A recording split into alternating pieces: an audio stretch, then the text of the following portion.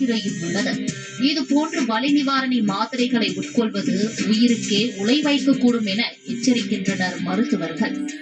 இந்த மாத்திரைய ஒரு தேவைக்கு உட்பட்டு ஒரு கொஞ்சமா பயன்படுத்துற வரைக்கும் பிரச்சனை இல்லை. சில பேருக்கு என்ன ஆயிடுதுன்னா, இந்த வலி மாத்திரை போட்டாதான் எனக்கு கேட்கும், அப்பனாதான் இந்த வலி இல்லாம என்னால இருக்க முடியும்னு சொல்லிட்டு அதே பழக்கத்துக்கு வந்துடுதுங்க.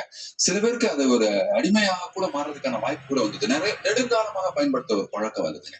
இப்ப பிரச்சனை என்னன்னா, அது மாதிரி நெடுங்காலமாக பயன்படுத்துறவங்களுக்கு தான் சில பேருக்கு பக்க விளைவுகள் வருது. வயிற்றின் உட்புறம் வயிற்று புண் வரலாம், சில பேருக்கு குடல்ல புண்ணு வரலாம், சில பேருக்கு குடல்ல ஓட்டை விழுந்து எமர்ஜென்சியா கூட போகக்கூடிய அளவுக்கு வாய்ப்புகள் இருக்கு.